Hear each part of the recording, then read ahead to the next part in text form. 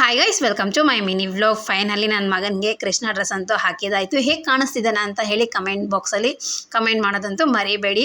So ಹೇಗಾಗಿತ್ತು ಅಂದರೆ ನಮಗೆ full torture, frustration. ನನಗೆ ನಮ್ಮ ಹಸ್ಬೆಂಡ್ಗೆ ಇಬ್ರಿಗೂ ಬಂದ್ಬಿಟ್ಟಿತ್ತು. ಹೊಡೆಯೋದೊಂದು ಬಾಕಿ ಇತ್ತು ನನ್ನ ಮಗನಿಗೆ, ಅಷ್ಟು ಫಸ್ಟ್ರೇಷನ್ ಬಂದ್ಬಿಟ್ಟಿತ್ತು.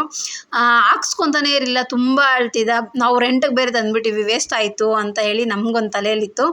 ಏನು ಮಾಡೋದು ಅಂತಲೇ ಗೊತ್ತಾಗಲಿಲ್ಲ. ಸರಿ, ನಮ್ಮ ಡ್ಯಾಡಿ ಮತ್ತು ನಮ್ಮ ಮಮ್ಮಿ ಎಲ್ಲ ಔಟ್ಸೈಡ್ ಹೋಗಿದ್ರು. ಸೊ ಅವ್ರು ಬಂದ ಮೇಲೆ ಸ್ವಲ್ಪ ಹತ್ಕೊಂಡು ನಕ್ಕೊಂಡು ನಮ್ಮ ಡ್ಯಾಡಿ ಫುಲ್ ನಗಿಸ್ತಾ ಇದ್ರು.